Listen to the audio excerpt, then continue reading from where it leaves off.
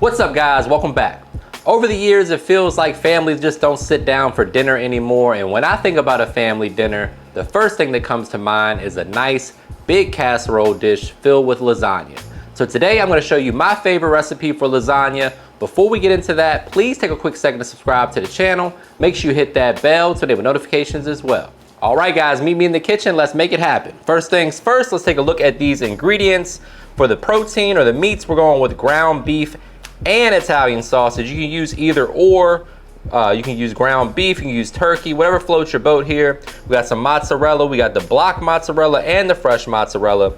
We got some sour cream, ricotta, one of my secret ingredients, which is boursin, garlic and herb cheese.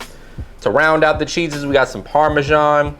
We got our tomato products for our sauce. Of course, you gotta have some lasagna noodles.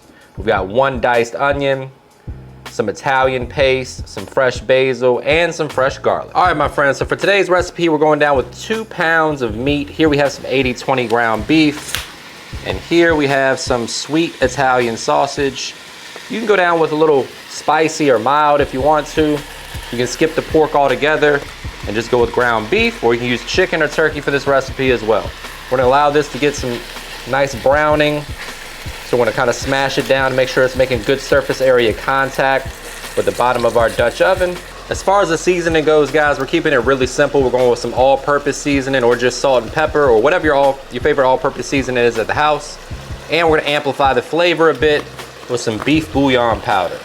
So about a half teaspoon or so of the beef bouillon, up to a full teaspoon depending on how you're feeling. And then we're gonna season it up with the AP. A little salt, garlic, onion powder, black pepper, things of that nature. Season it generously because that's low sodium. And you just want to use your spatula to kind of break things up a little bit. Once you notice some, nice color developing, we can go ahead and start to flip the meat over and cook the other side as well. But you want to just start the process of breaking it up.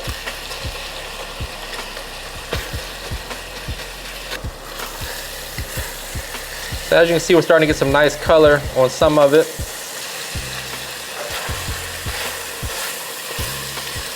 The more color, the better, guys. The more crust you can develop, the more flavor, the more texture the meat's gonna have.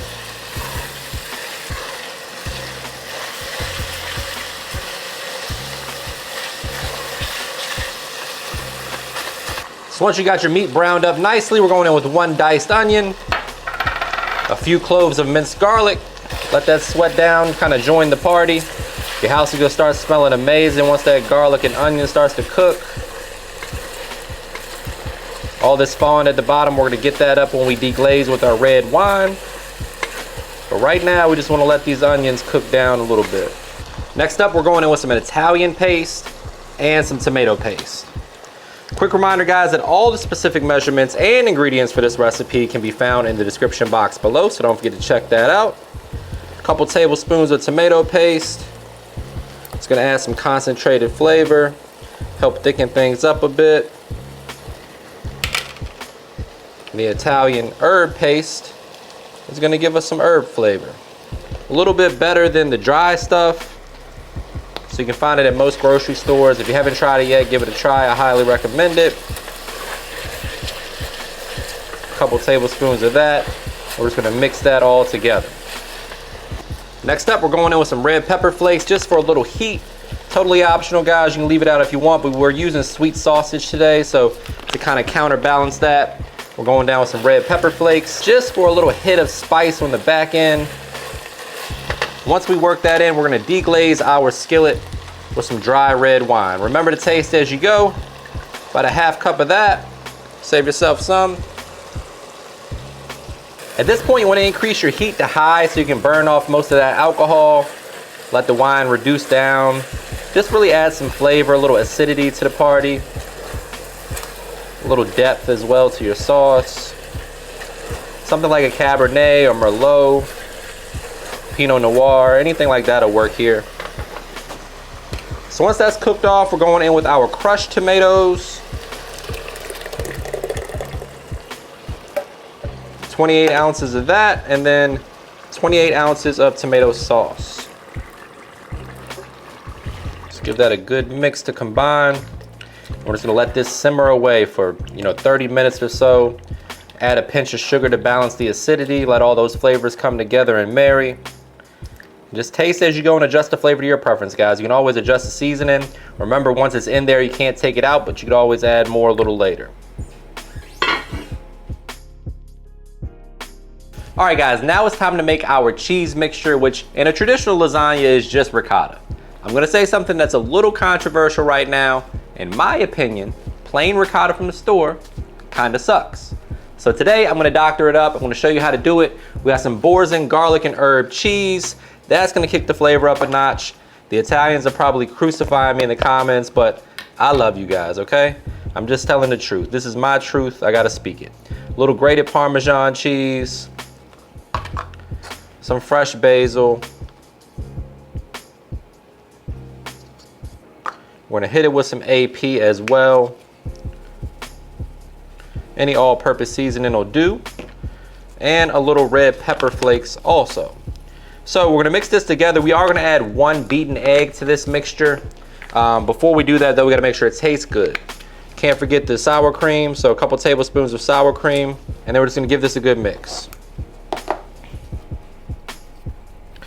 The ricotta, in my opinion, just needs a little help, guys. You gotta call in the reinforcement sometimes in the flavor department, and I think that this combination is far superior to just a regular old store-bought ricotta.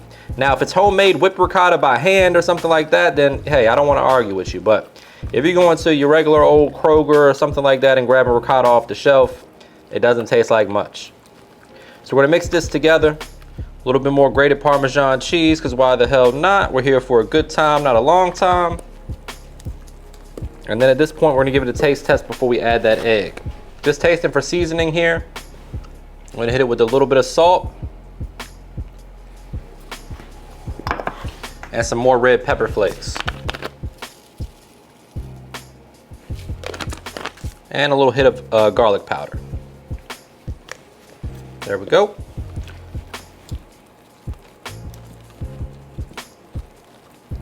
Once we got that in there, in goes that 1 beaten egg. That's gonna help everything stay nice and tight, hold together a little bit better. But you wanna make sure the flavor's right before you add the egg, guys. Super pro tip there. Raw eggs can sometimes make you sick, so you do wanna make sure that you taste it prior to adding the egg to the mix. We're gonna give that a good mix, make sure everything's evenly incorporated, and then we'll set that aside until it's time to build our lasagna. All right, my friends, it is time to build a lasagna. So we have our casserole dish here. I'm going down with a little layer of sauce at the bottom. Helps to make sure nothing sticks, of course. And then we're going down with our first layer of lasagna noodle. So once we have our first layer of noodles down, we're going down with our cheese mixture that we made. I just like to dollop a little bit in different spots, and then we'll kind of smooth it out. So just a thin layer of this stuff, guys. You don't have to go too crazy with it. It is delicious, but you don't want it to be too thick.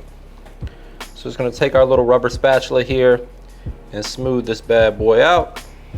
So for this step, guys, we're gonna go ahead and use a slotted spoon.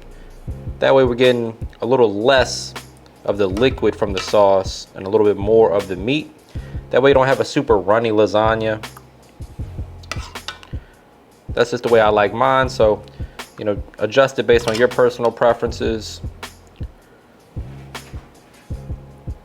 And just kind of smooth that out as well. So right here we're gonna go down with a little bit of a cheese layer, just a light coating of shredded mozzarella. We're gonna throw down a little fresh mozzarella as well, and some grated Parmesan.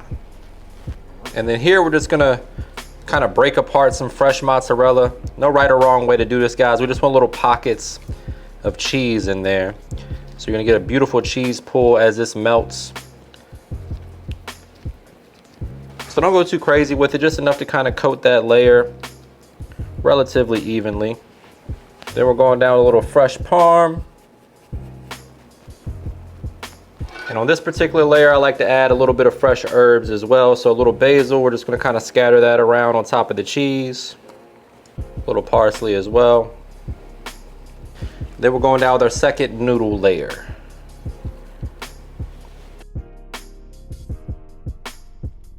Next layer is going to be some more of our ricotta mixture.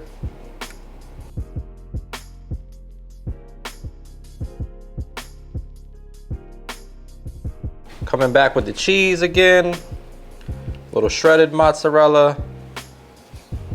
Just a little bit of fresh and some grated parm.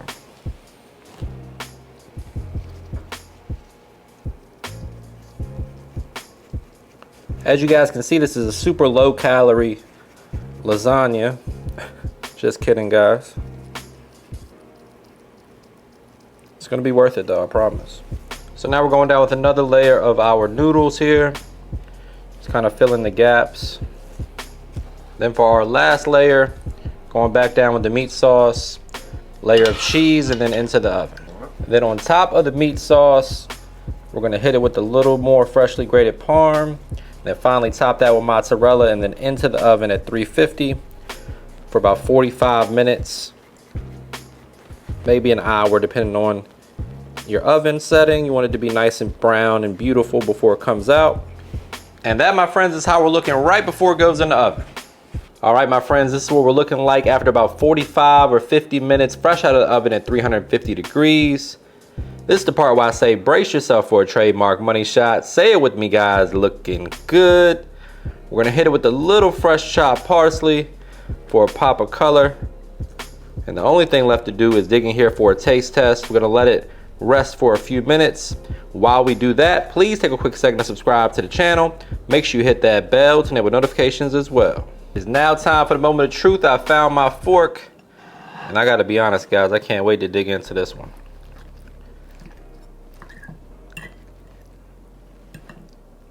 Look at that. Moment of truth.